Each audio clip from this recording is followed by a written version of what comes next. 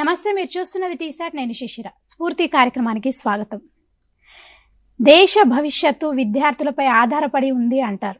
So అలాంటి విద్యార్థులను తీర్చిదిద్దే మార్గదర్శకులు ఉపాధ్యాయులు.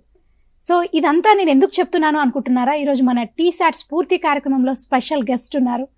ఆవిడ జాతీయ ఉత్తమ ఉపాధ్యాయురాలు అవార్డు గ్రహీత మారం పవిత్ర గారు. సో ఆవిడతో మాట్లాడదాం, చాలా విషయాలు తెలుసుకుందాం. నమస్తే అండి. నమస్తే ma'am. Welcome to T-SAT network. Thank you అండి. అసలు అంటే ముందుగా మీకు కంగ్రాచులేషన్స్ అండి నా తరఫున అండ్ మా టీసాట్ తరఫున. Thank you. అంటే జాతీయ ఉత్తమ ఉపాధ్యాయురాలు అవార్డు గ్రహీత మీరు. సో అంటే అసలు ఈ జాతీయ అవార్డు అందుకున్నప్పుడు అంటే మీ ఫీలింగ్స్ ఏంటి? అసలు ఈ అవార్డు రావడానికి రీజన్ ఏంటి అసలు? అంటే అవార్డు తీసుకున్నప్పుడు ఏ టీచర్ అయినా కూడా ఏంటంటే తను అప్పటి వరకు చేసిన పనికి, తన విద్యార్థులు చేసిన వర్క్కి ఒక రికగ్నిషన్ వచ్చిందిగా భావిస్తారు. సో నేను కూడా అదే ఫీల్ అయ్యాను ఫార్మోస్ట్. ఇది రావడానికి కారణం అంటే మ్యామ్, యాజ్ అ టీచర్గా నేను కెరియర్లో స్టార్ట్ అయిన దగ్గర నుంచి ఒక 2-3 ఇయర్స్ పట్టింది. ఒక టీచర్గా మన స్టూడెంట్స్కి ఏ ఏరియాస్లో మనము ఎక్స్పీరియన్సెస్ ఇవ్వచ్చు, స్కూల్ లెవెల్లో ఎలాంటి ఎక్స్పీరియన్సెస్ ఇవ్వచ్చు, district level, state level, national level, international లెవెల్లో కూడా ఎలాంటి ఎక్స్పీరియన్సెస్ ఇవ్వచ్చు అనేది తెలుసుకోవడానికి నాకు ఒక 2-3 ఇయర్స్ పట్టింది. దాని తర్వాత నుంచి మా పిల్లల్ని అన్ని రకాల ప్రోగ్రామ్స్లో ఇన్వాల్వ్ చేస్తూ వస్తున్నాను అనమాట. స్కూల్లో కావచ్చు, పెడగాజీ పరంగా డిఫరెంట్ సైన్స్ ఫేర్స్ కావచ్చు, ఇంటర్నేషనల్ ప్రోగ్రామ్ అయిన విద్యావారధి అని చెప్పేసి అమెరికన్ స్టూడెంట్స్తో మా పిల్లల ఇంటరాక్షన్ కావచ్చు, ఇట్లా అన్ని ఏరియాస్లో పిల్లలకి ఎక్స్పీరియన్సెస్ అందిస్తూ వస్తున్నాను. కాబట్టి అంటే ఈ అవార్డుకి నన్ను ఎంపిక చేశారని నేను భావిస్తున్నాను. అంటే అవార్డు రావడం అనేది నార్మల్ విషయం కాదు, మీ కృషి చాలా ఉంది దీని వెనుక. ఎస్. సో అసలు అంటే ఈ అవార్డుకి ఎంపిక అయ్యారు అంటే ఏంటి అసలు? అంటే ఎలా దానికి అప్లై చేసుకోవడం ఎలా జరిగింది? అంటే ప్రాసెస్ ఏంటి అంటారు? ఎస్. సో ఇది ministry of education, central government వాళ్ళు సో ఎవ్రీ ఇయర్ కూడా నేషనల్ పోర్టల్ ఉంటుందన్నమాట, నేషనల్ టీచర్ అవార్డ్స్ పోర్టల్. ఏ టీచర్ అయినా కూడా అక్రాస్ ఇండియా ఉండే ఏ టీచర్ అయినా కూడా ఆ పోర్టల్లో రిజిస్టర్ చేసుకోవచ్చు. సో మనం సెల్ఫ్ నామినేషన్ చేసుకోవాలన్నమాట. ఆ పోర్టల్లో అప్లికేషన్ ఫామ్ ఉంటుంది. ఆ అప్లికేషన్ ఫామ్లో ఉండే అన్ని కేటగిరీస్లో మనము మన వర్క్ని అక్కడ రిప్రజెంట్ చేయాలి. సో అట్లా మన వర్క్ని రిప్రజెంట్ చేయడానికి ఇక్కడ డిఫరెంట్ ఏరియాస్ ఉంటాయి మ్యామ్. పర్సనల్ డీటెయిల్స్ దగ్గర నుంచి ఆబ్జెక్టివ్ క్రైటీరియా అని, పర్ఫార్మెన్స్ క్రైటీరియా అని ఉంటుంది. మళ్ళీ ఆబ్జెక్టివ్ క్రైటీరియాలో ఒక 7 ఏరియాస్ ఉంటాయి. మనం వాటి గురించి ఎక్స్ప్లెనేషన్ ఇవ్వాల్సి ఉంటుంది. పర్ఫార్మెన్స్ క్రైటీరియా మళ్ళీ 3 బ్రాడ్ కేటగిరీస్గా ఉంటుంది. ప్రతి కేటగిరీలో మళ్ళీ ఇంటర్నల్గా క్వశ్చన్స్ ఉంటాయన్నమాట. సో అవన్నిటికీ మనం ఇప్పటివరకు ఏమేమి వర్క్స్ అయితే చేసామో ఆ వర్క్స్ అన్నీ కూడా మనం అక్కడ ప్రజెంట్ చేయాల్సి ఉంటుంది అనమాట. అలా ప్రజెంట్ చేసేసి మనం చేసిన వర్క్స్ ఏంటివి అనేది కూడా దానికి సంబంధించిన ప్రూఫ్స్ కానీ, వీడియోస్ కానీ అప్లికేషన్లో అప్లోడ్ చేయాల్సి ఉంటుంది. అలా అప్లోడ్ చేసేసి మనం సబ్మిట్ చేయాలి ఫాము. అది డిఫరెంట్ కేటగిరీస్లో స్క్రూటినైజ్ అవుతుంది, like district level, state level, finally national jury కూడా స్క్రూటినీ చేస్తుంది, ఇంటర్వ్యూ చేస్తుంది. అలా ఫైనల్గా ప్రతి స్టేట్ నుంచి 1 or 2 టీచర్స్ని ఎంపిక చేస్తారనమాట. అక్రాస్ ఇండియా స్కూల్ ఎడ్యుకేషన్ నుంచి 45 టీచర్స్ని సెలెక్ట్ చేశారు this year. Almost every year కూడా 45 నుంచి 50 టీచర్స్ని ఎంపిక చేస్తున్నారు వాళ్ళు చేసే బెస్ట్ ప్రాక్టీసెస్ని బట్టి. సో అలా తెలంగాణ నుంచి ఈ సంవత్సరం నన్ను ఎంపిక చేయడం జరిగింది. అది తెలంగాణ నుంచి మిమ్మల్ని ఎంపిక చేయడం జరిగింది అంటే చాలా సంతోషకరమైన విషయం అది. అసలు బేసిక్గా ఒక టీచర్ అవ్వాలని మీకు అంటే ఎప్పుడు అనిపించింది? మీకు ఇన్స్పిరేషన్ ఎవరు బాగా? ఎస్, అంటే టీచర్ అవ్వాలని మాత్రం మా హస్బెండ్ని చూసే మ్యామ్. ఎందుకంటే తను టీచర్, అంటే ఆఫ్టర్ మ్యారేజ్ నేను చదువుకున్నాను, బట్ తను టీచర్ అనమాట. సో తన ఇన్ఫ్లుయెన్స్ వల్ల నేను ఈ టీచింగ్ కెరియర్కి రావడం, ఇంకొకటి బిఎడ్ చేయడం ఇట్లా జరిగిందనమాట. నేను బయాలజీ సబ్జెక్ట్ ఎంపిక చేసుకోవడానికి మాత్రం నా టీచర్లే కారణం. ఎందుకంటే నాకు స్కూల్లో టీచ్ చేసిన టీచర్లు, ఎందుకంటే ఆ సబ్జెక్ట్ పట్ల ఇంట్రెస్ట్ ఏర్పడడానికి కారణం వాళ్ళు చెప్పిన విధానమే అనమాట, టీచింగ్, వాళ్ళ టీచింగ్ స్టైల్. సో అలా బయాలజీ సబ్జెక్ట్కి అట్రాక్ట్ అవ్వడం, వెంకటరెడ్డి సార్ కానీ ఇట్లా మాకు స్కూల్లో నేర్పిన టీచర్లంతా కూడా. అంటే మీరు అన్నారు కదా ఆఫ్టర్ మ్యారేజ్ మీ హస్బెండ్ని చూసి ఇన్స్పైర్ అయ్యాను అన్నారు. అయితే అంటే ముందు మీరు అంటే మీ ఫ్యామిలీ బ్యాక్గ్రౌండ్ ఏంటి, అంటే మీరు ఎంతవరకు చదువుకున్నారు ఏంటి అసలు? Okay, yes ma'am. సో మా ఫ్యామిలీ వచ్చి అగ్రికల్చర్ బేస్ ఫ్యామిలీ, వ్యవసాయం అనమాట. మాది తడకమల్ల విలేజ్. మా నాన్నగారు వ్యవసాయం చేసేవారు, మారం శంకర్ రెడ్డి. మా అమ్మగారు కలమ్మ. సో మా ఫాదర్ అంటే ఎడ్యుకేషన్ తన స్కూలింగ్ లెవెల్లోనే ఆగిపోయింది. మా అమ్మగారు కూడా ప్రైమరీ స్కూలింగే. నేను మా చెల్లి ఉన్నాము. మమ్మల్ని గవర్నమెంట్ స్కూల్లోనే చదివించారనమాట. సో అక్కడ మేము తడకమల్ల గవర్నమెంట్ స్కూల్లో చదువుకున్నాం, జెడ్పిహెచ్ఎస్లో. అలాగే వేములపల్లి జెడ్పిహెచ్ఎస్లో కూడా చదువుకున్నాను నా స్కూల్ ఎడ్యుకేషన్ అంతా కూడా. మా ఫాదర్ మేము చిన్నగా ఉన్నప్పుడే చనిపోయారు 4th క్లాస్లో. అలా ఏమైందంటే నాకు తొందరగా మా మదరు ప్లస్ మేమిద్దరం అమ్మాయిలు, నేను పెద్దదాన్ని అయ్యేటప్పటికి మా మదర్కి కొంచెం ఇక మ్యారేజ్ చేసేయాలి తొందరగానే ఇది ఉండే. సో అప్పట్లో కూడా కొంత ఇదిగా ఉండేది, ఆడపిల్లలు తొందరగా పెళ్లి చేసేయాలి, వాళ్ళు చదువుకొని ఇది అనేది ఉండే అనమాట. సో అందుకని తొందరగా మ్యారేజ్ చేశారు నాకు డిగ్రీ 2nd ఇయర్లో. అలా డిగ్రీ 2nd మా సార్ కూడా మా మదర్కి కజిన్ అవుతారనమాట. మా అమ్మకి పిన్ని కొడుకు. తనకి అప్పటికే జాబ్ వచ్చింది, టీచర్ జాబ్, టీటీసీ అయిపోయి. సో వాళ్ళు ఎకనామిక్గా వెల్ సెటిల్డ్ ఉన్నారు కాబట్టి తను మ్యారేజ్ చేసేసారు. ఆఫ్టర్ మ్యారేజ్ నేను బిఎడ్, అంటే ఆఫ్టర్ మ్యారేజ్ మీ డిగ్రీ కూడా కంప్లీట్ చేసి బిఎడ్ దాని తర్వాత ఎంఎడ్ చేశాను. ఎంఎడ్ తర్వాత కూడా మళ్ళీ ఒక 2 years మా అక్కడ సూర్యాపేటలోనే BEd college, MSR BEd college ఒక లెక్చరర్గా చేశాను ఒక 2 years. దాని తర్వాత మళ్ళీ 2008లోనే మా సారు గవర్నమెంట్ జాబ్ అయితే నీకు బెటర్గా ఉంటుంది, దీనికోసం ట్రై చేయన్నారు. అలా ఫస్ట్ టైం స్కూల్ అసిస్టెంట్ రాశాను అనమాట డిఎస్సి 2008లో. డైరెక్ట్గా స్కూల్ అసిస్టెంట్ మంచి ర్యాంక్తో అపాయింట్ అయ్యాను 2008 డిఎస్సి ద్వారా. మీరు మధ్యలో చదువు ఆపిన తర్వాత అంటే ఆ కంటిన్యూ చేయడం వెంటనే మీరు అన్నిట్లలో అంటే సీట్స్ తెచ్చుకోవడం అనేది చాలా గొప్ప విషయం అండి. అంటే బ్రేక్ పడ్డాక మనకు ఆ ఇంట్రెస్ట్ రాదు, కానీ మీకు ఇన్స్పిరేషన్ అంటే మీ హస్బెండ్ అని చెప్పారు కాబట్టి ఆయన ఇంట్లో అంటే మీకు హెల్ప్ చేసేవారా చదివేటప్పుడు? అంటే ఇలా చదివితే బాగుంటది అంటే ఇప్పుడు మన గవర్నమెంట్ జాబ్స్ కోసం మీరు చదువుతున్నప్పుడు అంటే టీచర్గా, సో హెల్ప్ చేసేవారా? Yes ma'am. అంటే యాక్చువల్గా నేను బిఎడ్ ఎంట్రన్స్ రాసేటప్పుడు నాకు ఒక పాప, పెద్ద పాప. సో తన హెల్ప్ లేకపోతే నేను బిఎడ్ ప్రిపరేషన్ కానీ, మళ్ళీ నేను డిఎస్సి ఎంట్రన్స్ రాసేటప్పుడు నాకు ఇంకొక పాప చిన్నది. సో ఇంట్లో అన్ని పనుల్లో హెల్ప్ చేయడం, పిల్లల్ని చూసుకోవడంలో ఉన్నారు కాబట్టి నేను చదువుకోగలిగాను. తను సబ్జెక్ట్లో అంటే ఎలా చదువుకోవాలంటే కరెంట్ అఫైర్స్ ఇట్లాంటి వాటి మీద ఎలా కాన్సన్ట్రేట్ చేయాలని చెప్పేవారు. సో అట్లా నేను తన హెల్ప్ అన్ని రకాల, మా మదరు సార్ ఇద్దరి హెల్ప్ ఇంట్లో ఉంది కాబట్టి నేను కొంచెం స్టడీస్ మీద ఎక్కువ కాన్సన్ట్రేట్ చేయడం, చిన్నపిల్లలు ఉన్నప్పటికీ కూడా అలా సాధించగలగడం జరిగిందనమాట, బిఎడ్ కానీ డిఎస్సి కానీ. అంటే మీ చదువు మొత్తం ఎక్కడ పూర్తి చేశారు? అంటే ఇప్పుడు మ్యారేజ్ తర్వాత అన్నారు కదా, అవును. డిగ్రీ అంటే ఎక్కడ కంప్లీట్ చేశారు? నేను ఇంటర్ డిగ్రీ వచ్చి మిరాల్గూడ అండి, తడకమల్ల నుంచి 16 kilometers అలా ఉంటుంది. అలాగే దాని తర్వాత డిగ్రీ అయిపోయిన తర్వాత మళ్ళీ మేము సూర్యాపేట వచ్చేసాం. ఎందుకంటే మ్యారేజ్ అయిన తర్వాత మా ఊరు వచ్చి గుంపుల అనమాట, సూర్యాపేటకి దగ్గర గుంపుల తిరుమలగిరి అంటాం. సో మా సార్ సొంత ఊరు అది కాబట్టి మేము సూర్యాపేటలో సెటిల్ అయ్యాం.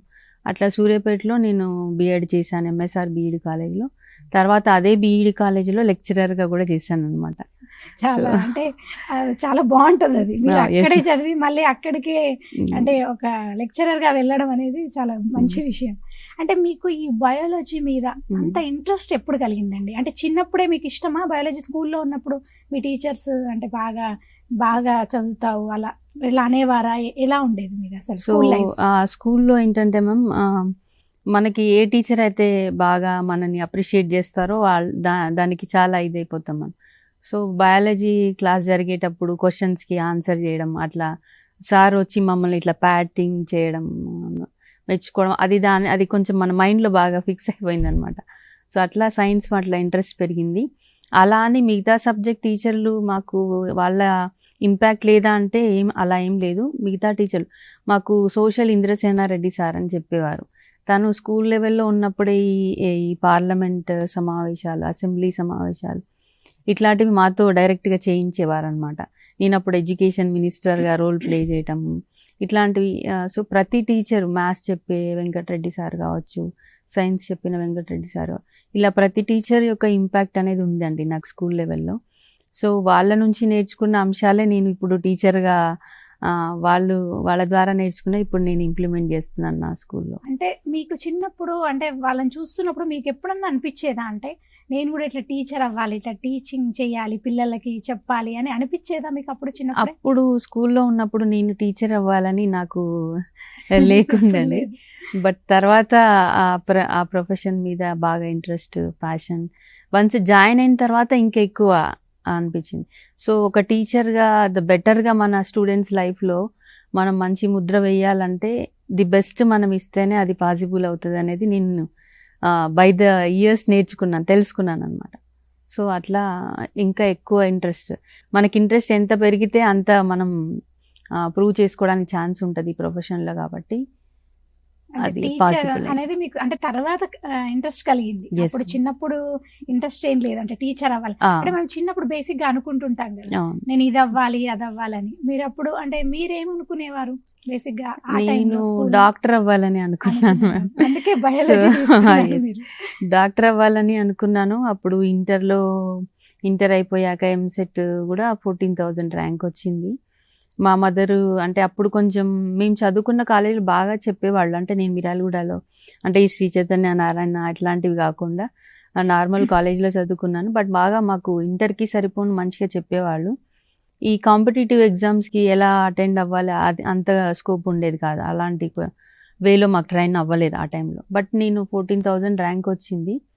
మళ్ళీ ఒక 30,000 పెట్టి కోచింగ్ వెళ్తే ఖచ్చితంగా MBBS సాధించేంత ఉండే. కానీ మా మదర్ ఆలోచన చేశారనమాట, ఇప్పుడు 30,000 పెట్టి కోచింగ్ పంపిస్తే రేపు మళ్ళీ మ్యారేజ్ చేయడానికి మళ్ళీ మనీ అవసరం అవుతుందేమో అన్నట్టుగా తన ఆలోచన. అంటే తనకి ఆ టైంలో మా బాబాయ్ కూడా బాగా ఎంకరేజ్ చేసేవాళ్ళు నన్ను ఇంట్లో చదువుకోవడానికి.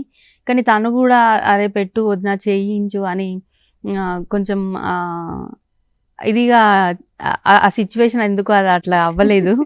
సో దానివల్ల నేను మళ్ళీ డిగ్రీకి వెళ్ళాల్సి వచ్చింది. లేకుంటే అటు లేకపోతే మీరు ఇప్పుడు డాక్టర్ పవిత్ర గారు లాగా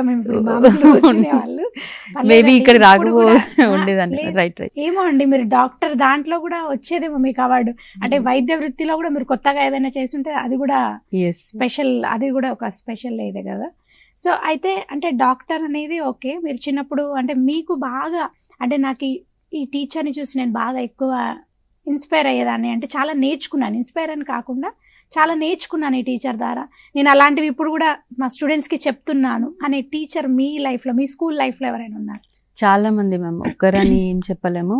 ప్రతి స్టేజ్లో స్కూల్ కావచ్చు, కాలేజీ కావచ్చు, అందరి టీచర్ల నుంచి డిసిప్లిన్ కానీ, ఇన్నోవేటివ్గా ప్రజెంటేషన్స్ కానీ, లేదా డిఫరెంట్ కాంపిటీషన్స్కి తీసుకెళ్ళడం కానీ, ప్రతిదీ కూడా నేను నాకు విద్య నేర్పిన గురువుల దగ్గర నుంచే నేర్చుకున్నాను.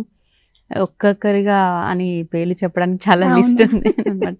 అంటే మీకు బాగా నచ్చిన ఒకరి పేరు గుర్తుండిపోయే, అంటే ఒక టీచర్ గుర్తుండిపోతారు స్కూల్ లైఫ్. ప్రతి ఒక్కరికి ఒక స్కూల్లో, కాలేజీలో అట్లా ఒక్కొక్క టీచర్ ఒక ముద్ర వేస్తారు, వాళ్ళకంటూ ఒక స్పెషల్ ఉంటది మనకి.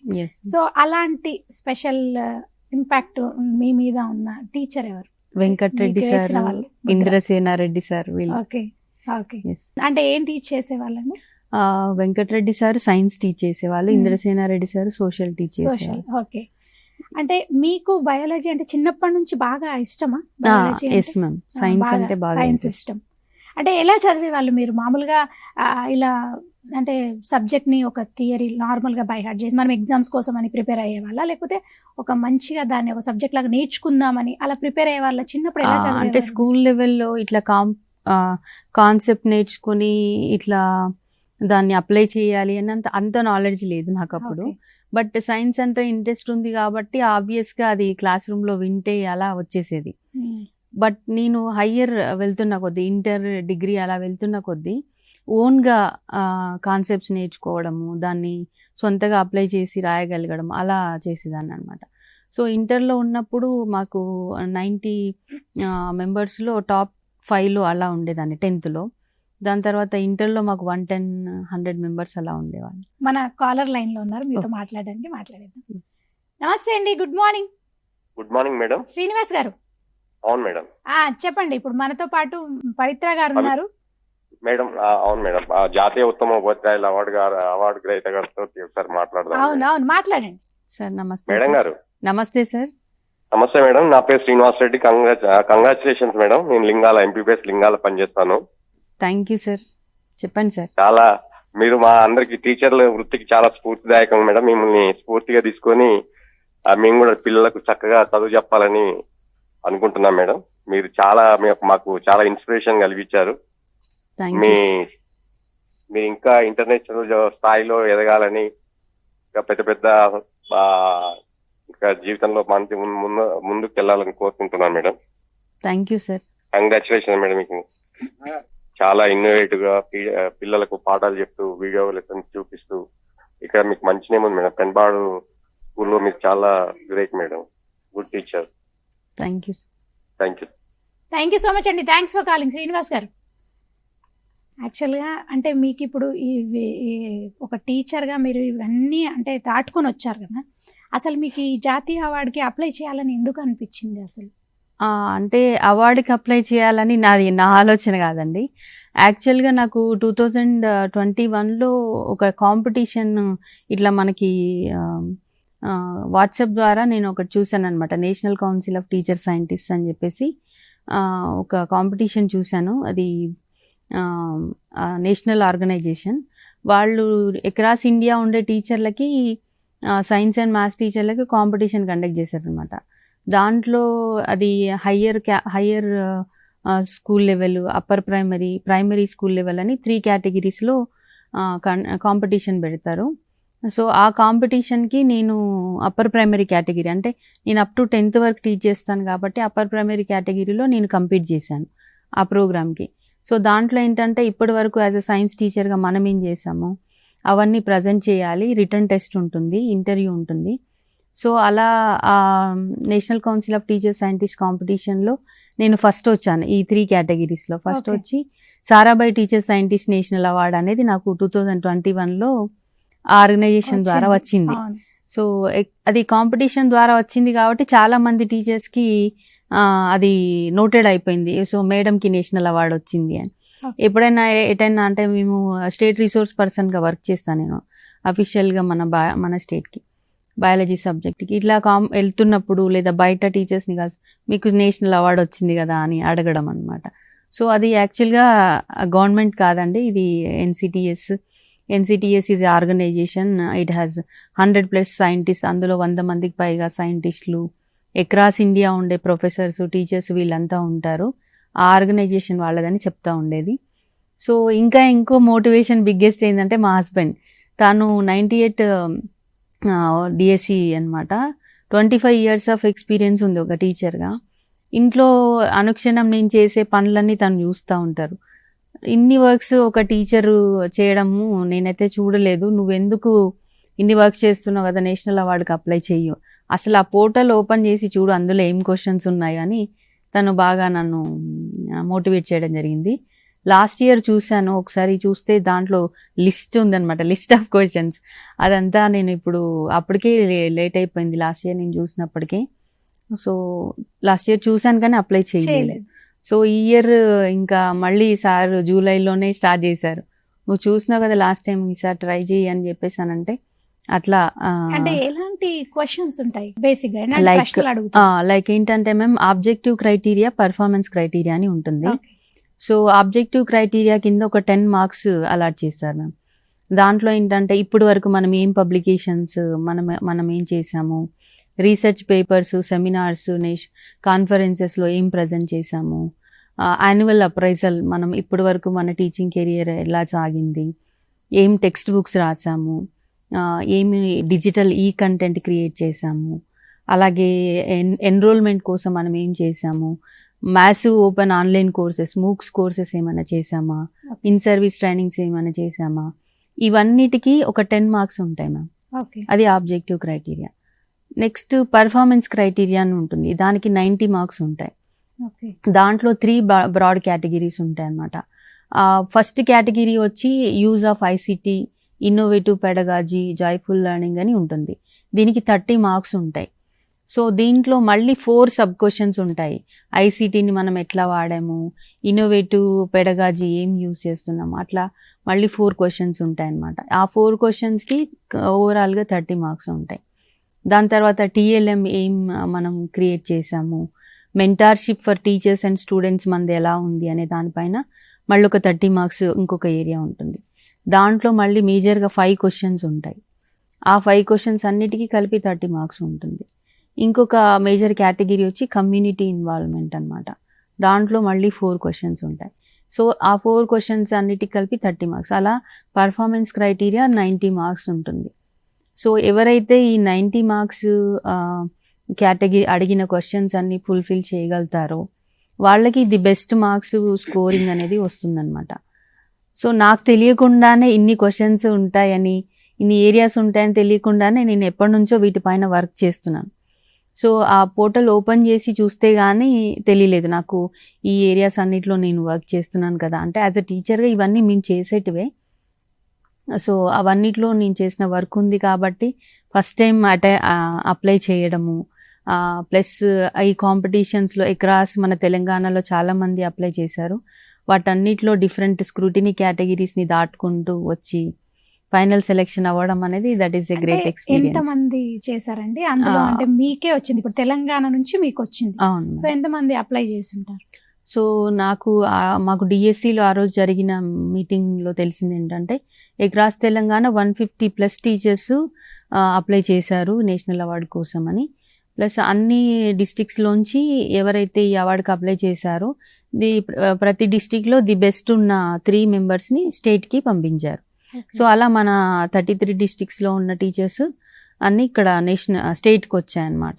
సో అందులో 77 వచ్చాయి స్టేట్లో. ఆ 77 వచ్చిన అప్లికేషన్స్కి స్క్రూటినీ చేసి అందులో ఈ పారామీటర్స్ అన్నీ ఉన్నాయా లేదా చెక్ చేసి దాంట్లోంచి ఒక 15 మెంబర్స్ టీచర్స్ని సెలెక్ట్ చేశారు. ఆ 15 మెంబర్స్ టీచర్స్కి ఒకసారి ఇంటర్వ్యూ కండక్ట్ చేశారు. ఆ ఇంటర్వ్యూ మన state team plus national Delhi నుంచి కూడా ఒక మేడం వచ్చారు. సో అట్లా స్టేట్ టీమ్ ప్లస్ ఆ ఢిల్లీ టీం నుంచి వచ్చిన మేడము కలిసి 15 మెంబర్స్ టీచర్స్కి ఇంటర్వ్యూ చేశారు. ఆ ఇంటర్వ్యూలో టాప్ 6 టీచర్స్ని ఫైనలైజ్ చేశారు.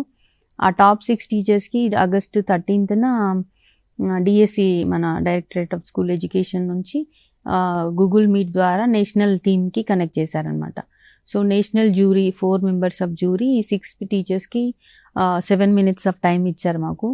సో ఆ 7 minutes ఆఫ్ టైంలో మేము వాట్ వీ డిడ్ అనేది ఎక్స్ప్లెయిన్ చేయాలి యాజ్ ఎ టీచర్గా. సో ఆ 7 minutes ప్లస్ తర్వాత ఒక 3 minutes టోటల్గా 10 minutesలో మనం ఏం చేసామనేది చెప్తాము. వాళ్ళు అదంతా వింటారు, మాట్లాడతారు. తర్వాత మీరు స్టూడెంట్స్ కి ఎట్లా చెప్తున్నారు ఏంటి అనేది చెప్పాలా? అన్ని అంటే యాజ్ ఎ టీచర్గా మనం ఏం చేసాము అన్ని ప్రోగ్రామ్స్ గురించి ఎక్స్ప్లెయిన్ చేసుకోవాలి. సో అట్లా ఆ టాప్ 6లోంచి డిఫరెంట్ డిస్ట్రిక్ట్స్ నుంచి ఉన్నారు. సిద్దిపేట్, జగిత్యాల్, ఖమ్మం అలా టీచర్స్ ఉన్నారు. 6లోంచి ఫైనల్గా నన్ను ఎంపిక చేశారు. ఓకే, అంటే అంతమంది నుంచి మీరు సెలెక్ట్ అవ్వడం చాలా గొప్ప విషయం. అంటే బేసిక్గా మీరు ఇప్పుడు అంటే ఏమైనా పేపర్స్ సబ్మిట్ చేశారా, లైక్ సెమినార్స్కి కానీ వాటికి ఎప్పుడైనా? Yes ma'am.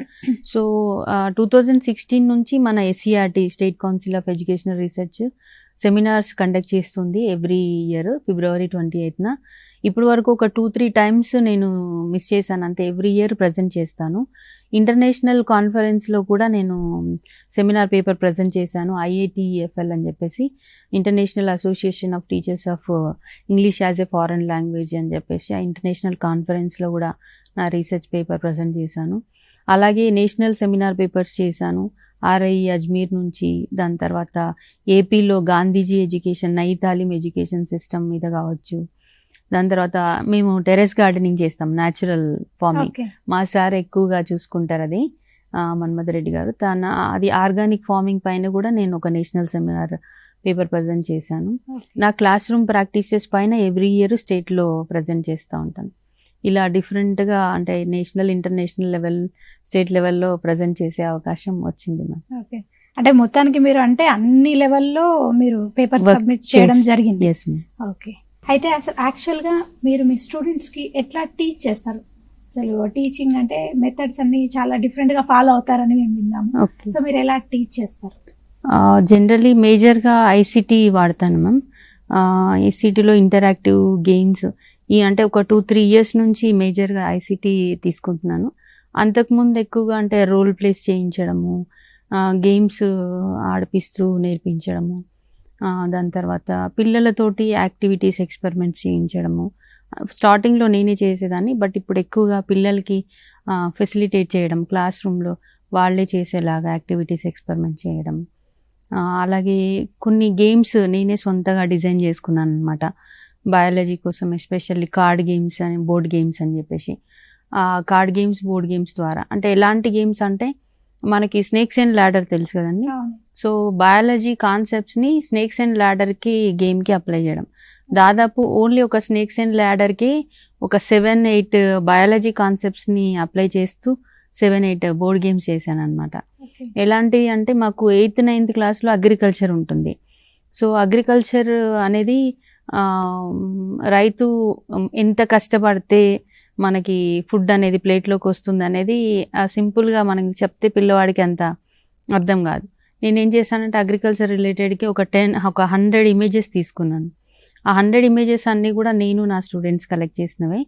సో అట్లా అగ్రికల్చర్లో కెమికల్ ఫార్మింగ్, ఆర్గానిక్ ఫార్మింగ్ ఈ 2 స్టేజెస్ని చూపిస్తూ సాయిల్ టెస్ట్ చేసిన దగ్గర నుంచి ఫుడ్ ప్లేట్లోకి వచ్చే వరకు ఉండే డిఫరెంట్ స్టేజెస్, అంటే రైతు పడే అన్ని స్టేజెస్ అన్నమాట. అంటే అవన్నీ అంటే నా పొలం విత్తనాలు నారు పోసిన దగ్గర నుంచి పంట కోసి ధాన్యం మార్కెట్కి వెళ్ళి మళ్ళీ అది బియ్యంగా బయటకు వచ్చి మనకు అన్నంగా మారే వరకు ఉండే అన్ని దశల్ని ఫొటోస్లో రిప్రజెంట్ చేస్తూ ఒక గేమ్ డిజైన్ చేశాను అనమాట. సో కెమికల్ ఫార్మింగ్ పార్ట్ ఇచ్చినప్పుడు స్నేక్ బైట్ అయి కిందికి రావడం, ఆర్గానిక్ ఫార్మింగ్ ఫాలో అయినప్పుడు ల్యాడర్ ఎక్కి పైకి వెళ్ళడం, అట్లాంటి స్టేజెస్తో ఒకటి.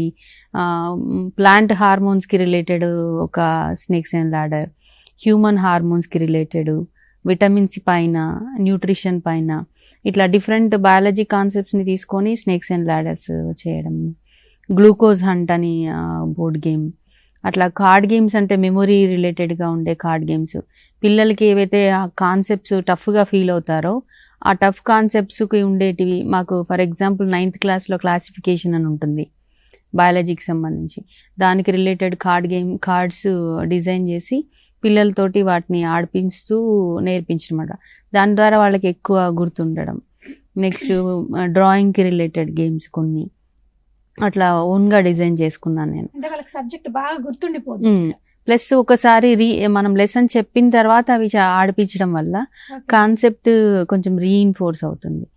అట్లా ఈ ఎక్స్పెరిమెంట్స్ యాక్టివిటీస్తో పాటు ఇలాంటి కొంచెం ఇన్నోవేటివ్వి కూడా, అంటే ఎప్పటికప్పుడు ఏంటంటే నేను కూడా కొంచెం కొత్తగా ఉండాలి టీచింగ్లో. ప్లస్ పిల్లలకి మనం బాగా రీచ్ అవ్వాలి, కనెక్ట్ అవ్వాలి సబ్జెక్ట్ అనేసి అని అంటే మనం ఎప్పటికప్పుడు స్ట్రాటజీ మారిస్తేనే అది రీచ్ అవుతుంది. ఎప్పుడు మోనోటోనస్గా పిల్లలకి క్లాస్ రూమ్లో ఎక్స్ప్లెనేషన్, లెక్చర్ మెథడ్, డెమాన్స్ట్రేషన్ చేస్తే అది వాళ్ళకి అంతగా రీచ్ అవ్వదు, మనకి కనెక్ట్ అవ్వరు పిల్లలు. సో పిల్లలకి మనం దగ్గర అవ్వాలంటే ఖచ్చితంగా మన బోధనలో నూతనత్వం ఉండాలి, వాళ్ళకి నచ్చే పద్ధతి ఉండాలి, ఉంటేనే వాళ్ళు చూపిస్తారు. స్టార్టింగ్లో నేను కూడా, ఎందుకంటే నాకు తెలియదు కాబట్టి ఎప్పటికప్పుడు నన్ను నేను నేర్చుకుంటూ కొత్త పద్ధతులు అవి అవలంబిస్తూ వస్తున్నాను. నేను స్టార్టింగ్లో అట్లా లెక్చర్, డెమాన్స్ట్రేషన్ యూజ్ చేశాను, but that is not correct అనేది. ఎక్స్పెరిమెంట్స్ కూడా నేనే చేసేదాన్ని. బట్ మేము ఇట్లా రీసోర్స్ పర్సన్గా స్టేట్కి వచ్చినప్పుడు మా కోఆర్డినేటర్ మధుసూదన్ రెడ్డి సార్ నుంచి కానీ ఇట్లా బయాలజీ టీచర్స్ నుంచి నేర్చుకున్నాను అనమాట. సో మనం కాదు, పిల్లలకే పిల్లలతోటి చేయిస్తే వాళ్ళు ఏంటంటే టెక్స్ట్ బుక్లో ఉన్న కాన్సెప్ట్ని నేను ప్రాక్టికల్గా చేసి చూశాను అనేది పిల్లవాడికి ఒక హ్యాపీనెస్ వస్తుంది. సో ఒక సైన్స్ టీచర్ వల్ల తను చేసిన అప్రిషియేషనే నన్ను సైన్స్ ఇంట్రెస్ట్ వచ్చేలా చేసిందంటే, పిల్లలే సొంతగా చేసి సైన్స్ విషయాలు పరిశీలించుకునేలా చేయగలిగితే వాళ్ళు ఖచ్చితంగా సైన్స్ పట్ల చాలా ఇంట్రెస్ట్ వస్తుంది. సో వాళ్ళు కొత్తగా చేసి చూడాలి, నేర్చుకోవాలనే ఇంట్రెస్ట్ కూడా వస్తుంది. సో అది భవిష్యత్తులో దేనికైనా దారి తీయొచ్చు. నేనే ఒక టీచర్ అయ్యానంటే సైన్స్లో, వాళ్ళు సైన్స్లో రేపు రీసెర్చర్ అవ్వచ్చు, సైంటిస్ట్గా ఎదగొచ్చు, మన దేశానికి గొప్ప సేవ చేయొచ్చు. సో అట్లా కనీసం ఒక్కరన్నా అవ్వకపోతారా అనేది చేస్తూ ఉంటాను ఆ విధంగా, ఆ పద్ధతిలో. అలాగే ఇన్నోవేటివ్ మోడల్స్ చేస్తాను, టీఎల్ఎం, లో కాస్ట్ నో కాస్ట్. నేనే చేయడమే కాకుండా మా పిల్లల్ని కూడా మోటివేట్ చేస్తాను, ఇలా చేద్దాం అలా చేద్దాం మీరు కూడా ట్రై చేయండి అని చెప్పేసి. వాళ్ళతోటే చార్ట్స్ ప్రిపేర్ చేయించడం కొన్ని రకాలు డ్రాయింగ్కి రిలేటెడ్, అట్లా డిఫరెంట్ ఇన్నోవేటివ్ మెథడ్స్ యూజ్ చేస్తాను. ఒక్కొక్క కాన్సెప్ట్కి ఒక్కొక్క మెథడ్ వాడతాను, అన్నిటికీ ఒకే రకమైన పద్ధతి కాకుండా టైంని బట్టి ఎక్కువగా కాన్సెప్ట్ ని బట్టి. అంటే మీరు ఇట్లా సబ్జెక్ట్ చెప్పాలి అంటే మీరు కూడా చాలా ప్రిపేర్ అవ్వాల్సి Yes. ఉంటుంది, ఇలా డిఫరెంట్ గా ఆలోచించాలంటే. Yeah.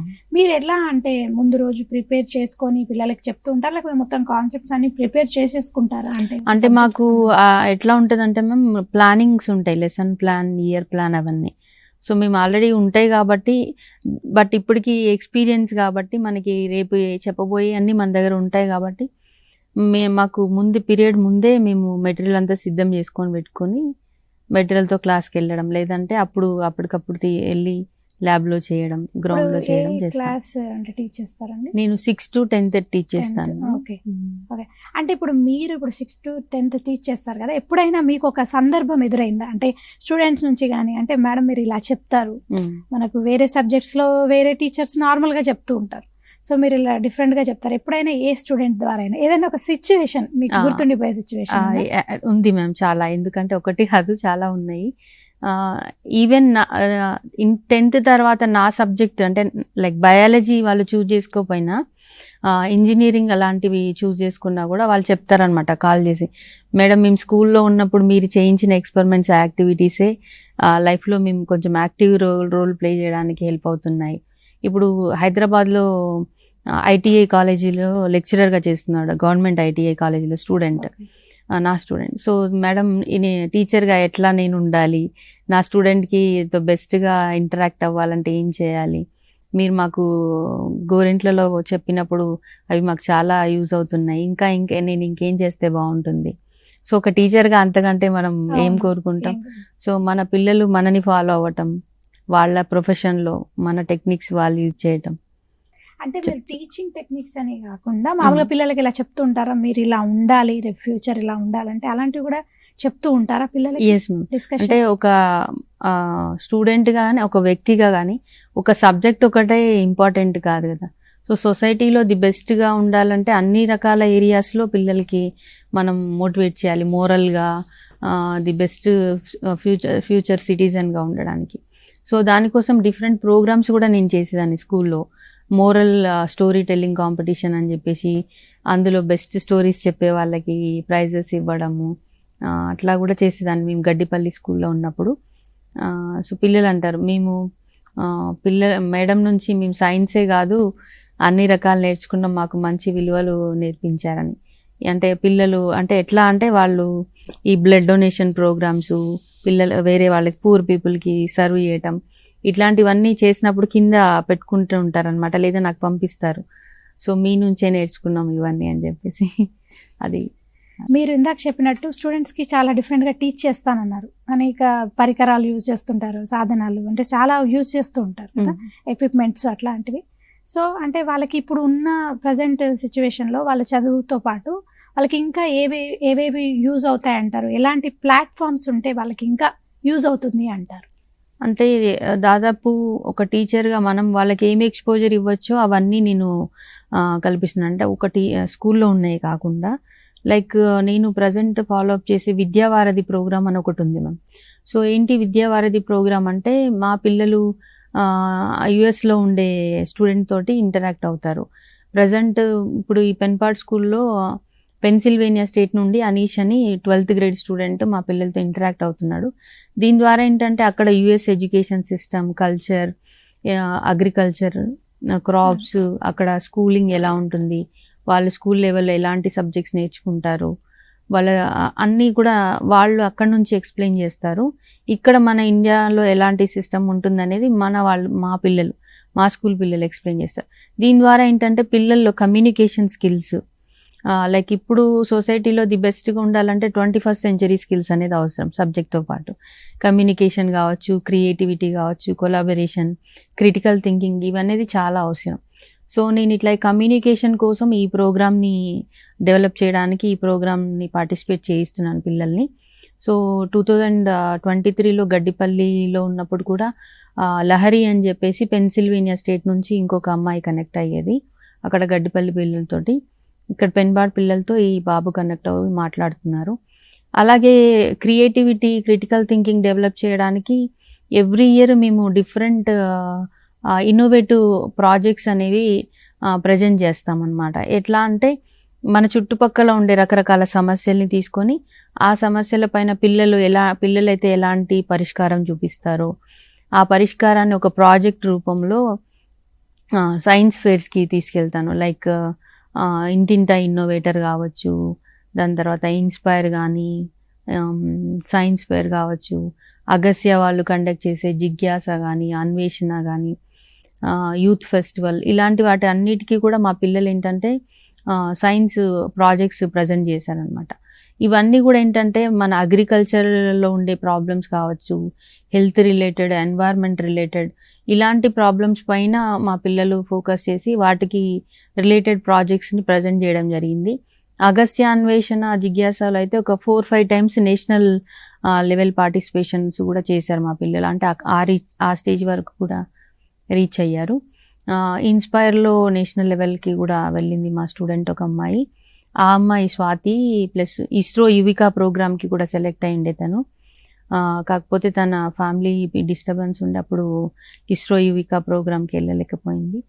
సో ఇట్లా క్రియేటివిటీ, క్రిటికల్ థింకింగ్ డెవలప్ చేయడానికి ఈ సైన్స్ ఫేర్ ప్లాట్ఫామ్స్ని యూజ్ చేసుకుంటాను అనమాట. సో బియాండ్ క్లాస్ రూమ్ కూడా ఇట్లా వర్క్ చేస్తాం. అంటే మీరు చాలా టైం స్పెండ్, మీరు ఎన్ని చెప్తూ ఉంటే నాకు అర్థమవుతుంది అంటే మీరు చాలా టైం స్పెండ్ చేస్తారు దీని మీద. అంటే నాట్ ఈజీ థింగ్ ఇది. అంటే మీరు అన్ని బ్యాలెన్స్ చేసుకోవడం, మీ ఫ్యామిలీని ప్లస్ స్కూల్ పిల్లల్ని అన్ని బ్యాలెన్స్ చేసుకొని వాళ్ళకి టీచ్ చేయడం అనేది, ఈ టైం ఎట్లా బ్యాలెన్స్ చేసుకుంటారు? అంటే మీ ఫ్యామిలీలో ఇప్పుడు మీకు 2 పాపలు అని చెప్పారు. సో వాళ్ళ ఎడ్యుకేషన్ ఏంటి, వాళ్ళకు మరి మీరు ఎలా సపోర్ట్ చేస్తారు? సో నాకు 2 పాపలు అని చెప్పాను మ్యామ్. పెద్ద పాప సాయిశ్రీ, తను ఇండియన్ ఇన్స్టిట్యూట్ ఆఫ్ సైన్స్ బెంగళూరులో పిహెచ్డి చేస్తుంది ఇంటిగ్రేటెడ్. చిన్న పాప వచ్చి మహాలక్ష్మి ఇక్కడ ఉస్మానియా యూనివర్సిటీలో ఇంజనీరింగ్ జాయిన్ అయింది ఫస్ట్ ఇయర్. సో ఇన్ని రకాల వర్క్స్ చేయడము అంటే మెయిన్గా సండేస్, హాలిడేస్ అని ఆ రోజు పని చేయడం ఇదంతా అని కాదు మేడం. ఏ రోజైనా హాలిడే ఉందా, ఏది సండే అని ఏది చూడను. ఇది విద్యావారధి అనే ప్రోగ్రామ్ చెప్పాను కదా, అది సండే రోజే ఉంటుంది. సండే 7 PM ఉంటుంది అది. సో ఎవ్రీడే అది వర్కింగ్ డే లాగానే చేస్తుంటాను, కొత్తగా ఆలోచిస్తూనే చేస్తుంటాను. టైం ఇంకా మెయిన్గా ఏంటంటే ఇంట్లో హస్బెండ్ హెల్ప్ కూడా ఉంది కాబట్టి నేను వర్క్ చేస్తుండడం, మా పిల్లలు కూడా చదువుకునే ఫీల్డ్లో ఉండడం కాబట్టి అందరం కలిసి. అంటే పిల్లలు ఎప్పుడైనా అడుగుతుంటారా అమ్మా ఏంటి ఇలా, అంటే ఎలా చదువుకోవడం గురించి కానీ ఏదైనా డౌట్స్ వాళ్ళు అడుగుతూ ఉంటారా మిమ్మల్ని? స్కూల్లో ఉన్నప్పుడు చాలా గైడ్ చేసేవాళ్ళం, ఎందుకంటే బేసిక్ అనేది చాలా ఇంపార్టెంట్ కాబట్టి కూర్చోబెట్టి చదివించడం, వాళ్ళకి డౌట్స్ క్లారిఫై చేయడం. ఇంకా వన్స్ వాళ్ళు స్కూలింగ్ దాటిన తర్వాత ఇంకా వాళ్ళే సెల్ఫ్ లెర్నింగ్. ఇంకా అవి అప్పుడేమో ఎట్లా ఉండాలి స్కూల్లో, కాలేజెస్లో అనేది చెప్పడమే కానీ సబ్జెక్ట్ పరంగా ఎక్స్ప్లెనేషన్ అనేది లేదు. అది హైయర్ ఎడ్యుకేషన్కి వచ్చాక. అంటే 2 టీచర్సే కాబట్టి మీరు, మీ హస్బెండ్, అంటే హస్బెండ్ ఏం టీచ్ చేస్తారండి సబ్జెక్ట్? తను లాస్ట్ ఇయర్ ప్రమోటీగా బయాలజీగా వచ్చారు, బయాలజీ టీచర్గా. అంతకుముందు SGTగా ప్రైమరీ స్కూల్లో టీచ్ చేశారు. సో సేమ్ సబ్జెక్ట్, ఇద్దరం సేమ్ సబ్జెక్ట్ కాబట్టి ఇంకా ఎక్కువ అంటే కొత్తగా పిల్లలకు నేర్పించడానికి ఛాన్సెస్ చాలా ఎక్కువ ఉంటాయి. అంటే ఇప్పుడు మామూలుగా పిల్లలకు నేర్పిస్తూ ఉంటారు కొత్తగా, అంటే వాళ్ళు డౌట్స్ కూడా అడుగుతుంటారు, అంటే వాళ్ళకి చెప్తూ ఉంటారు, అంటే మీ పిల్లలకు చెప్తూ ఉంటారా? అంటే మీ పిల్లలకు కానీ స్కూల్లో పిల్లలకు కానీ, అంటే ఇప్పుడు మామూలుగా పిల్లలు చాలా మంది బై హార్ట్ చేసి చదువుతూ ఉంటారు. అంటే ఏదైనా రాకపోతే వాళ్ళకి అవ్వదు, ఇంకా ఎగ్జామ్ లో మనం రాసేయాలి, పాస్ అవ్వాలి. ఇప్పుడు పేరెంట్స్ అంటే మార్క్స్ కి ఎక్కువ ప్రిఫరెన్స్ ఇస్తూ ఉంటారు కొంతమంది పేరెంట్స్, పర్సంటేజ్ కి. సో ఇప్పుడు అలాంటి పిల్లలకి మీరు ఎలా చెప్తారు? అంటే ఇలా చదవడంలో డిఫరెంట్ మెథడ్స్ ఉన్నాయి కదా, అంటే వాళ్ళని ప్రాక్టికల్ గా, థియరిటికల్ గా అని కాకుండా ప్రాక్టికల్ నాలెడ్జ్ అలా పెంచుకొని చదివితే బెటర్ అని అలా చెప్తూ ఉంటారా మీరు? ఎలా చెప్తారు చదవమని? అయితే పిల్లలకి ఎప్పుడు బై హార్ట్ చేయాలి అంటే బట్టి చదువుకోవాల్సిన అవసరం వస్తుంది. అంటే కాన్సెప్ట్ అర్థం కానప్పుడు బట్టి చదువుకోవాల్సిన అవసరం వస్తుంది. సో నేను క్లాస్ రూమ్లో చెప్తాను అనమాట, కాన్సెప్ట్ అర్థం కాకపోతే మళ్ళీ మనం ఒకసారి నేర్చుకుందాం. యాక్టివిటీస్, ఎక్స్పెరిమెంట్స్ వీటి ద్వారా ఎక్కువ మేము చేస్తాం కాబట్టి పిల్లలు వాళ్ళే సొంతగా దాన్ని అప్లై చేసి రాయడానికి ట్రై చేస్తారు. కాకపోతే ఇంగ్లీష్లో రాయడం అనేది వాళ్ళకి కొంచెం కష్టంగా ఉంటుంది. ఇప్పుడు మొత్తం ఇంగ్లీష్ మీడియం కాబట్టి వాళ్ళు నేర్చుకున్న విషయాన్ని ఇంగ్లీష్లో పెట్టడానికి కొంత ఇబ్బంది పడతారు, కానీ సొంతగా ఎక్స్ప్లెయిన్ చేయడానికి ప్రయత్నం చేస్తారు. కొంతమంది పిల్లలు ఎవరైతే నేర్చుకోవడానికి ఇబ్బంది పడతారో వాళ్ళకి సైన్స్లో ఎక్కువగా మేము మాకు 9 మార్క్స్ ఎక్స్పెరిమెంట్స్కి, 7 మార్క్స్ డ్రాయింగ్స్కి ఉంటుందన్నమాట. ఆ ఏరియాస్లో ఎక్కువ ఫోకస్ చేశాను. ఎవరైతే కొంచెం చదువులో వెనుకబడి ఉంటారో, నేర్చుకోవడానికి ఇబ్బంది పడతారో వాళ్ళకి ఈ రెండిటిపైన ఎక్కువ కాన్సన్ట్రేట్ చేయిస్తూ కనీసం అది పాస్ మార్కులు తెచ్చుకోవడానికైనా వాళ్ళకి నేర్పించడానికి ప్రయత్నం చేస్తాను అనమాట. అంటే మీరు ఇప్పుడు ఇంత ఈ అవార్డు గెలుచుకున్నారంటే ఇక్కడ వరకు రావడం అనేది నార్మల్ విషయం కాదు. చాలా ఛాలెంజెస్ ఫేస్ చేసి ఉంటారు. ఎలాంటి ఛాలెంజెస్ ఫేస్ చేశారు? ఛాలెంజెస్ అంటే పెద్దగా ఏం లేవు మ్యామ్. నేను స్కూల్లో వర్క్ చేస్తూ ఈ స్టేట్ లెవెల్ ప్రోగ్రామ్స్కి, నేషనల్ లెవెల్ ప్రోగ్రామ్స్కి అటెండ్ అయ్యేటప్పుడు స్కూల్లో కొంచెం నాకు సిలబస్ ఆగిపోతుంది అన్నమాట. ఫర్ ఎగ్జాంపుల్, నేను స్టేట్ రిసోర్స్ పర్సన్గా ఇక్కడ టీచర్స్కి ట్రైనింగ్ ఇవ్వడానికి హైదరాబాద్ రావడం, ఒక్కోసారి 3 times 3 days 5 days అట్లా టైం ఉండటం అవుతుంది. అలాంటప్పుడు ఏంటంటే స్కూల్కి వెళ్ళిన తర్వాత మళ్ళీ సిలబస్ కంప్లీట్ చేసే క్రమంలో ఒక్కోసారి ఏమవుతుందంటే ఈ యాక్టివిటీ బేస్డ్ కాకుండా వెళ్ళిపోతూ ఉంటాను అనమాట. డెమాన్స్ట్రేషన్ లేదా వీడియో చూపించేసి ఎక్స్ప్లెయిన్ చేయడం అలా అవుతుంటుంది. అంతేగాని మామూలుగా ఛాలెంజెస్ అంటే ఏం లేవు మ్యామ్. ఓకే. అంటే ఇప్పుడు మీరు నేషనల్ అవార్డు అందుకున్నారు. సో మీ అంటే ఆ ఫీలింగ్ ఎలా ఉండింది? అంటే మీరు హ్యాపీగా ఫీల్ అవుతాం బేసిక్గా. అంటే మీ చుట్టుపక్కన వాళ్ళు కూడా, మీరు కూడా, అంటే ఆ ఎంకరేజ్మెంట్ కానీ వాళ్ళందరి స్పందన ఎలా ఉండింది? సో అంటే ఫీలింగ్ అది ప్రతి టీచర్ కోరుకుంటారు తన పనికి రికగ్నిషన్ అనేది. సో అలా రికగ్నైజ్ అయ్యానని అనుకుంటున్నాను. నాకంటే కూడా ఎక్కువగా మా ఫ్యామిలీ మెంబర్స్ చాలా హ్యాపీగా ఉన్నారు. ఎస్పెషల్లీ అవార్డు వచ్చినప్పుడు మన స్టేట్ నుంచి సీఎం గారు కూడా అదే రోజు September 5th అవార్డు తీసుకోవడానికి ఇక్కడ కూడా పిలిచారనమాట, స్టేట్ బెస్ట్ టీచర్ అవార్డు అని. నేను మా అమ్మగారిని పంపించాను. మా సింగిల్ మదర్గా ఎట్లాంటి ప్రాబ్లమ్స్ అనేది తను 2 అమ్మాయిలు పెంచడం అనేది ఉంటుంది కదా. సో తను స్టేజ్ పైకి వెళ్ళి మా చిన్న పాప అమ్మ ఇద్దరు వెళ్ళి తీసుకున్నారనమాట. తన ఆనందం ఏంటంటే చెప్పలేను మాటల్లో. She felt very happy. చాలా హ్యాపీగా ఉంటుంది. అంటే మీ మదర్ అంటే చిన్నప్పుడు తను ఏమైనా వర్క్ చేసేవాళ్ళ, లేకపోతే తను కూడా ఏమైనా అంటే తను చదువుకున్నారా? మదర్ అంటే తను ప్రైమరీ స్కూల్ వరకే అండి. పెద్దగా ఏం చదువుకోలేదు. వ్యవసాయం చేసేవాళ్ళు అమ్మ కూడా. అంటే మాది ఉమ్మడి కుటుంబం, బాబాయిలు, అమ్మ, నాయనమ్మ అందరు కలిసే ఉండేవాళ్ళు. సో అందరితో పాటు వ్యవసాయం చేసేది. మా చిన్న బాబాయ్ చదువుకున్నారు బాగా. తను ఎంకరేజ్ చేసేవారు, మారం వెంకటరెడ్డి అని. సపోర్ట్ అంటే మీకు అక్కడ నుంచి ఎక్కువ ఉండేది ఫ్యామిలీ సపోర్ట్. మా బాబాయ్ కూడా చదువుకోవాలి ఇట్లా మా తాతగారు కూడా చెప్పేవారు.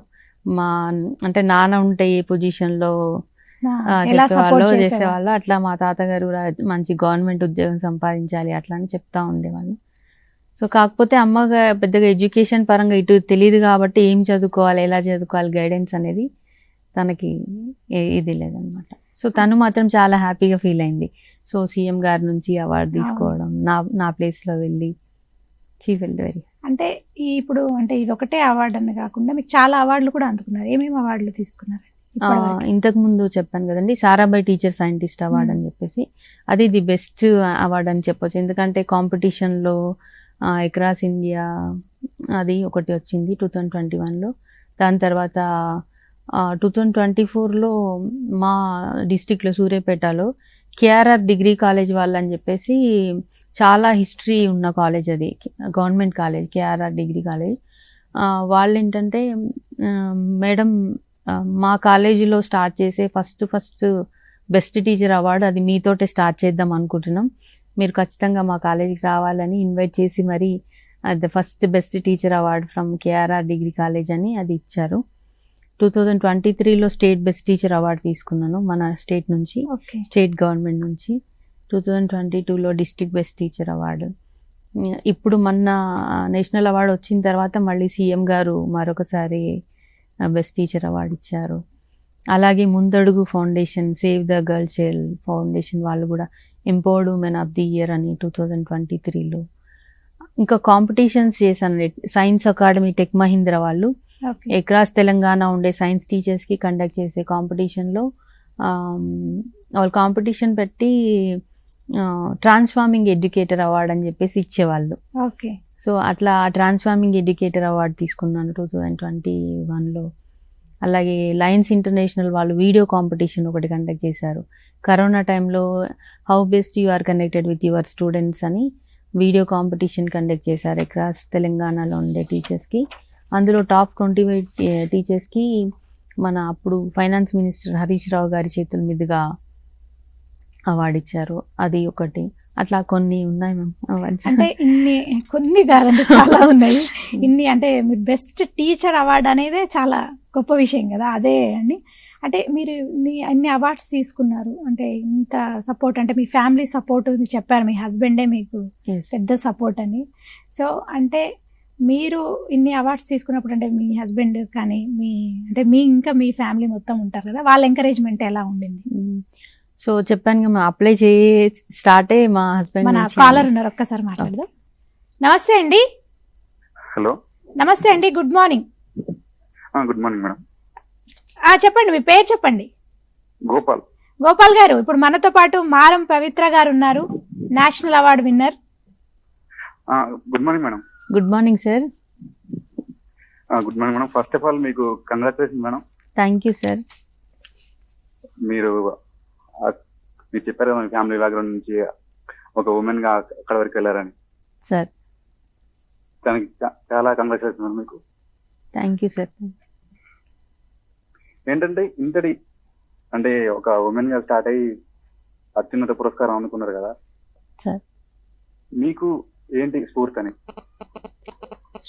స్ఫూర్తి అంటే ఎప్పుడు కూడా అంటే ఒక టీచర్గా ది బెస్ట్ మన స్టూడెంట్స్కి ఇవ్వడానికి చేసిన కృషి అనుకుంటున్నాను సార్. కొత్తగా అంటే పిల్లలకి ఎప్పుడు ఇన్నోవేటివ్ వేలో టీచ్ చేయడం, దానివల్ల పిల్లలు ఎక్కువ వాళ్ళలో హ్యాపీనెస్ చూడడం, అది సార్. మీ ఇన్నోవేటివ్ టీచింగ్ కానీ మెథడ్స్ కానీ చాలా బాగున్నాయి మేడం సార్. మీరు ఇంకా మరిన్ని విజయాలు అందుకోవాలని కోరుకుంటున్నా. Thank you sir. Thank you so much అండి. థ్యాంక్స్ ఫర్ కాలింగ్ అండి గోపాల్ గారు.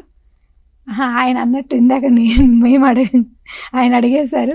అవును, అసలు మీరు ఇంతవరకు రావాలంటే మీకు స్ఫూర్తి ఇచ్చిన విషయం ఏంటి అంటే బయాలజీ టీచర్గా కానీ పిల్లలకి ఇలా ఇన్నోవేటివ్గా టీచ్ చేయాలని ఇన్ని విషయాలకి అసలు మీకు స్ఫూర్తి ఏంటి? అంటే మనం ఎప్పుడైనా కూడా లైఫ్లో ప్రతి ఒక్కరికి స్కూల్ టీచర్స్, మనం ఏ ప్రొఫెషన్లో ఉన్నా స్కూల్ టీచర్స్ బాగా గుర్తుంటారు కదండి, అవునా కదా? సో అట్లా నేను కూడా ఏం ఫీల్ అవుతానంటే ప్రతి స్టూడెంట్, నేను పాఠం చెప్పే ప్రతి స్టూడెంట్ తన లైఫ్లో వెనక్కి తిరిగి చూసుకుంటే తనకి ఇష్టమైన టీచర్స్లో వన్ ఆఫ్ ది టీచర్గా నేను కూడా ఉండాలి అని కోరుకుంటాను. అదే the best goal, aim. Okay, aim అదే. ప్రతి స్టూడెంట్ మీ దగ్గర నుంచి వెళ్ళిపోయినా మిమ్మల్ని గుర్తు చేసుకోవాలి అని అది నా ఆశ అన్నమాట. ఖచ్చితంగా అనుకుంటుంటారండి, ఎందుకంటే మీరు టీచ్ చేసే విధానమే అలా ఉంది, చాలా కొత్తగా ఉంది. అయితే ఇప్పుడు మీరు మీ అవార్డ్ నామినేషన్కి కానీ అంటే మీరు ఈ అవార్డు తీసుకోవడానికి కానీ మిమ్మల్ని బాగా చేసిన కార్యక్రమాలు ఏంటి అండి? సో చాలా ఉన్నాయి మ్యామ్. ఒక టీచర్గా నేను క్లాస్ రూమ్ ఎక్స్పీరియన్సే కాకుండా బియాండ్ క్లాస్ రూమ్ చేస్తాను అని చెప్పాను కదా. సో ఇవి పిల్లల్ని డిఫరెంట్ నేషనల్ రీసెర్చ్ ఆర్గనైజేషన్స్కి తీసుకెళ్ళడం, లైక్ సిసిఎంబి యంగ్ ఇన్నోవేటర్ ప్రోగ్రామ్కి వెళ్ళడము, ఇస్రోకి అప్లై చేసి మా పిల్లలు విజిట్కి వస్తారని పర్మిషన్ తీసుకోవడము. పర్మిషన్ నేను తీసుకున్నప్పుడు మా స్కూల్ కోఆపరేషన్ తోటి అయింది. మా స్కూల్లో మా హెచ్ఎం రవి సార్ కానీ మా ఇతర కొలీగ్స్ అందరు కలిసి ఆర్గనైజ్ చేసాము. అలా డిఫరెంట్ ఎక్స్పోజర్స్ ఇస్తూ ఉంటాను పిల్లలకి స్టేట్ నేషనల్ లెవెల్లో. అలాగే ఐసిటీ వాడతానని చెప్పాను కదా, ఇంటరాక్టివ్ కంటెంట్ క్రియేట్ చేస్తాను అని చెప్పేసి. అది మన తెలంగాణ విండోస్ యాప్ shiksha.telangana.gov.in వెబ్సైట్లో కూడా నేను చేసిన కంటెంట్ ఉంది. చాలామంది టీచర్లు నేను యూజ్ చేసే ఐసిటీ టూల్స్ ఫోన్ చేసి అడుగుతూ ఉంటారనమాట, మేడం ఈ టూల్ ఈ యాక్టివిటీ ఏ వెబ్సైట్లో ఉంది, ఆ వెబ్సైట్ని ఎట్లా యూజ్ చేయాలి నాకు చెప్పండి అని చెప్పేసి, షేర్ చేయండి అని వాట్సాప్లో మెసేజెస్ పెట్టడం, కాల్ చేయడం, ఎవరు అడిగినా కూడా నేను షేర్ చేస్తూ ఉంటాను. ఎందుకంటే నా ద్వారా ఇది ఎక్కువ మంది స్టూడెంట్స్కి రీచ్ అవుతుందనే ఒక హ్యాపీనెస్ అనమాట. సో ఎప్పటికప్పుడు కొత్తవి నేర్చుకుంటూ నన్ను నేను అప్డేట్ చేసుకుంటూ ముందుకెళ్తాను. కరోనా టైంలో అయితే దాదాపు మన ఇండియాలో ఉండే అన్ని స్టేట్స్ నుంచి చాలా ట్రైనింగ్ ప్రోగ్రామ్స్ అయ్యాయి. ఎందుకంటే అప్పుడు అంతా కూడా ఇంట్లోనే ఉండి చేశారు కదా. అప్పుడు నేను దాదాపు ఒక 40+ కోర్సెస్ చేశానండి. ఇది మన ఇండియాలో ఉండే మెయిన్ ఆర్గనైజేషన్స్ కావచ్చు, ఇంటర్నేషనల్ ఆర్గనైజేషన్స్ కావచ్చు, 40 కోర్సెస్, ఒక 50 వరకు ట్రైనింగ్స్ అంటే అది 1 డే నుంచి 6 days 10 days వరకు ఉండే ట్రైనింగ్స్. కోర్సెస్ అంటే అది 1 month నుండి 6 months వరకు ఉండే కోర్సెస్ అనమాట. అట్లా నేను 80 to 90 వరకు సర్టిఫికేషన్ ట్రైనింగ్స్ అండ్ కోర్సెస్ చేశాను కరోనా టైంలో. సో అవన్నీ ది బెస్ట్గా నా స్టూడెంట్స్కి యాజ్ అ టీచర్గా నేను. కాలర్ లైన్లో ఉన్నారు, మాట్లాడండి. నమస్తే అండి, గుడ్ మార్నింగ్. గుడ్ మార్నింగ్ అండి. మీ పేరు చెప్పండి. నా పేరు సత్యనారాయణ, నేను రేవలపల్లి నుంచి మాట్లాడుతున్నాను. ఓకే అండి, సత్యనారాయణ గారు చెప్పండి. ఇప్పుడు మనతో పాటు మారం పవిత్ర గారు ఉన్నారు, biology teacher, national award winner. ఆవిడతో మాట్లాడండి. ఓకే, నమస్తే సార్. నమస్తే అండి. నేను సత్యనారాయణ మాట్లాడుతున్నాను, రేవలపల్లి నుంచి, నల్గొండ డిస్ట్రిక్ట్. సార్ నమస్తే సార్, చెప్పండి. అయితే ఇప్పుడు మీరు మీ స్కూల్ వరకే ప్రోగ్రామ్స్ చేస్తారు కదా మామూలుగా, ఇన్నోవేటివ్ అయితే ఏంటి అవేంటి. ఇప్పుడు ఇవి కాకుండా అంటే ఇంకా మీ స్టూడెంట్సే కాకుండా బయట స్టూడెంట్స్ కూడా ఇంకేమైనా పనికొచ్చేలాగా ఇన్నోవేటివ్ గా ఇంకేమన్నా అంటే అలాంటి ప్రోగ్రామ్స్ ఏమైనా చేయొచ్చు కదా ఇంకా? సార్ అంటే ఇన్నోవేటివ్ ప్రోగ్రామ్స్ అంటే sir Telangana state government take up చేసే ప్రోగ్రామ్స్ ఉన్నాయి సార్. ఇవి మన SIET అని ఉంటుంది sir, state institute of educational technology Ramanthapur. వాళ్ళు డిజిటల్ లెసన్స్ చేశారు. దాని ద్వారా కూడా నేను ఒక 20 లెసన్స్ వరకు చేశాను. అంటే అవి మన అక్రాస్ తెలంగాణ యూజ్ అవుతాయి ఆ లెసన్స్. అలాగే TSAT నుంచి కూడా ఇంతకుముందు నేను NMMS అని పిల్లల స్కాలర్షిప్ కోసం క్లాసెస్ చేశాను. అవి కూడా అన్ని తెలంగాణ స్కూల్స్కి యూజ్ అవుతాయి. ఈ టెక్స్ట్ బుక్లో QR కోడ్స్ అని ఉన్నాయి సార్. ఆ QR కోడ్స్ స్కాన్ చేస్తే వీడియోస్ వస్తాయి, వీడియోస్ ప్రాక్టీస్ రీసోర్సెస్ వస్తాయి దీక్షా ప్లాట్ఫామ్ ద్వారా. ఇవి కూడా మా స్కూల్ కాకుండా అన్ని స్కూల్స్ పిల్లలు యూజ్ చేసుకోవచ్చు అనమాట. So English medium text books అయితే అక్రాస్ ఇండియా ఉండే వాళ్ళు ఎవరైనా కూడా యూజ్ చేయొచ్చు. అందులో దాదాపు 90+ డిజిటల్ రీసోర్సెస్ ఉన్నాయి. అలాగే ప్రీ రిక్విజిట్స్ పీరియడ్స్ అని TSAT app, pre requisites periods TSAT యాప్లో పబ్లిష్ చేసింది. అందులో కూడా నేను ఒక 4 లెసన్స్ చేశాను. అట్లా మా స్కూల్ పిల్లల కోసమే కాకుండా ఈ మీడియా ద్వారా అంటే TSAT ఛానల్ కావచ్చు, DD యాదగిరి కావచ్చు, SIET SCRT ద్వారా టెలికాస్ట్ అయ్యే అంటే ప్రోగ్రామ్స్, డిజిటల్ ప్రోగ్రామ్స్ కోసం నేను స్టేట్ రిసోర్స్ పర్సన్గా కూడా వర్క్ చేస్తున్నాను సార్. థ్యాంక్ యూ అండి, థ్యాంక్స్ ఫర్ కాలింగ్. అది ఆయన అడిగినట్టు ఇందాక వేరే విద్యార్థులకు కూడా నేను అదే ఇందాక అదే అనుకున్నాను. మీ స్కూల్ అంటే మీ స్టూడెంట్స్కే కాకుండా వేరే స్టూడెంట్స్కి కూడా అంటే మీరు బయట వెళ్ళి చెప్తూ ఉంటారా? అంటే వేరే స్కూల్స్ టీచర్స్కి ఇలా టీచ్ చేయండి అనేవి కూడా చెప్తూ ఉంటారా? ఎస్ మ్యామ్, అంటే మేము ట్రైనింగ్స్ ఇస్తాం ma'am. Like capacity building programme అని, ICT ఎట్లా యూజ్ చేయాలి, కాంప్లెక్స్ లెవెల్లో, డిస్ట్రిక్ట్ లెవెల్లో, స్టేట్ లెవెల్లో, నేషనల్ లెవెల్లో కూడా NCERT అఫీషియల్ యూట్యూబ్ ఛానల్ ఉంటుంది మ్యామ్. నేను 2020-21లో ICT టూల్స్ పైన క్లాసెస్ తీసుకున్నాను. అది అక్రాస్ ఇండియాలో ఉండే టీచర్స్ ఎవరైనా కూడా క్లాసెస్ చూడొచ్చు, అది వినొచ్చు అనమాట. అలాగే ఇండియా ఇంటర్నేషనల్ సైన్స్ ఫెస్టివల్ అని చెప్పేసి ఎవ్రీ ఇయర్ ఒక చోట జరుగుతుంది. అది మన మినిస్ట్రీ ఆఫ్ ఎడ్యుకేషన్ కొలాబరేషన్తో అవుతుంది ప్రోగ్రాము, ప్లస్ CSIR వీటితోటి. 2024లో IIT గువాహటీలో జరిగింది ప్రోగ్రాము. అక్కడ రీసోర్స్ పర్సన్గా అక్రాస్ ఇండియా వచ్చే టీచర్స్కి నేను ఎక్స్పీరియన్షియల్ లెర్నింగ్ సెషను, అలాగే ఎట్లా ఈ లో కాస్ట్ నో కాస్ట్ TLM చేసుకోవాలి అనే దానిపైన తీసుకున్నాను. అలాగే 2023లో RCB ఫరీదాబాద్ హర్యానాలో జరిగింది. అక్కడ కూడా టీచర్స్కి ట్రైనింగ్. అంటే మేము ఒక్కడం మా స్కూల్ పిల్లలకే కాకుండా నేషనల్ వైడ్గా జరిగే ప్రోగ్రామ్స్ కానీ స్టేట్ వైడ్గా జరిగే కొన్ని ప్రోగ్రామ్స్లో నేను పార్టిసిపేట్ చేశాను. లైక్ ఇప్పుడు చెప్పినట్టుగా ఎన్సీఆర్టీ అఫీషియల్ కావచ్చు, India international science festival, state లెవెల్లో జరిగే biology teachers trainings, ICT trainings, district లెవెల్లో ఈ ఇంగ్లీష్ లాంగ్వేజ్ ఎన్రిచ్మెంట్ ప్రోగ్రామ్ అని ఇట్లా ఆ కోర్సెస్ ద్వారా టీచర్స్కి రీచ్ అవుతాము. టీచర్స్ దాన్ని పిల్లలకి వాళ్ళ టీచింగ్ ద్వారా కమ్యూనికేట్ చేయడానికి పాసిబుల్ అవుతుంది అనమాట. అంటే ముందు ముందు రాబోయే సంవత్సరాల్లో విద్యార్థులు వాళ్ళు ఎట్లా డెవలప్ చేసుకోవాలంటారు, ఎలాంటి నైపుణ్యాలు పాటిస్తే ఇంకా వాళ్ళు అభివృద్ధి చెందే అవకాశం ఉంది అంటారు? అంటే ఇంకొక 10 yearsలో మన ఎడ్యుకేషన్ సిస్టమ్ ఎలా ఉండబోతుంది అంటారు? సో మెయిన్గా ఎప్పుడైనా కూడా ఏంటంటే మ్యామ్, మనని మనం కంటిన్యూస్ లర్నర్గా పెట్టుకుంటేనే మనం ఏ ఫీల్డ్లో ఉన్నా కూడా ది బెస్ట్ ఇవ్వగలుగుతాం. కంటిన్యూస్ ఒకసారి జాబ్ వచ్చింది కదా సో మనం రిలాక్స్ అయిపోదాం అనేది, లేదంటే ఒక స్టూడెంట్గా నేను ఇంతవరకు సాధిస్తే చాలు అనే రిలాక్స్ అయిపోదాం అనే మైండ్ సెట్ ఉంటే కనుక ముందుకెళ్ళలేం. సో ఎప్పుడు మనని మనం అప్డేట్ చేసుకుంటూ ముందుకెళ్తేనే పాసిబుల్ అవుతుంది.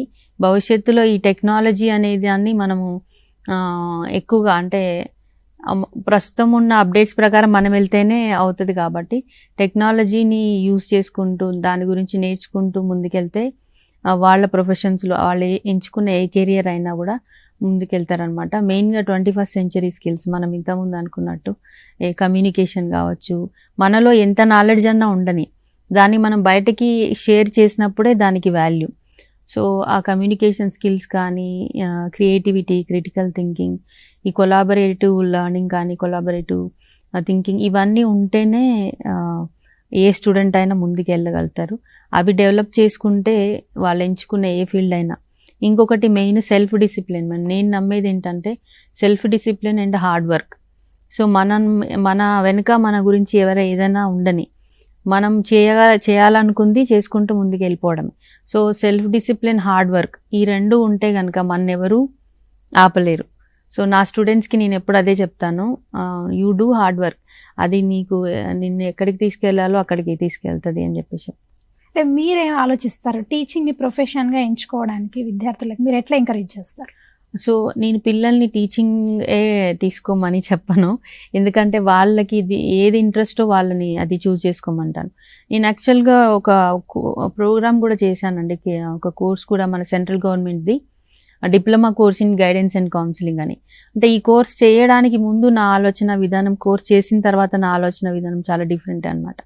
ఎందుకంటే దాంట్లో ఒక స్టూడెంట్ కెరియర్ ఎంచుకునేటప్పుడు ఓన్లీ తన ఇంట్రెస్ట్ ఒకటి ఉంటే చాలు, ఆ ఇంట్రెస్ట్ని బట్టి కెరియర్ పాత్ చూజ్ చేసుకోవాలి అనేది కాకుండా పిల్లవాడికి డిఫరెంట్ కైండ్స్ ఆఫ్ టెస్ట్లు కండక్ట్ చేసి, యాప్టిట్యూడ్ టెస్ట్ అని, ఇంట్రెస్ట్ టెస్ట్ అని, పర్సనాలిటీ టెస్ట్ అని, ఇట్లా డిఫరెంట్ టెస్ట్ కండక్ట్ చేసిన తర్వాత దాంట్లో వచ్చే స్కోర్ని బట్టి ఏ కెరియర్ చూజ్ చేసుకుంటే ది బెస్ట్ చూపించగలుగుతారు అనేది నేను నేర్చుకున్నాను ఆ కోర్సులో.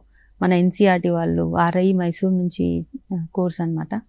సో నేను వాళ్ళ ఇంట్రెస్ట్కి, వాళ్ళలో ఉన్న యాప్టిట్యూడ్, సహజ సామర్థ్యానికి ప్రయారిటీ ఇచ్చి అది ఎంపిక చేసుకోమని చెప్తాను. జస్ట్ నేను గైడ్ చేస్తాను. సో వాళ్ళకి నచ్చిన ఫీల్డ్ చూజ్ చేసుకోమని. అంటే ఇప్పుడు క్లాసెస్లో, ఇప్పుడు స్టూడెంట్స్కి క్లాసెస్లో ఎట్లా అంటే ప్రభావం ఉన్న విషయాల్ని ఉపాధ్యాయులు బోధించాలి అని మీరు అంటారు. మీరు ఎలాంటి సలహా ఇస్తారు ఇప్పుడు ఉపాధ్యాయులకి క్లాసెస్కి సంబంధించి?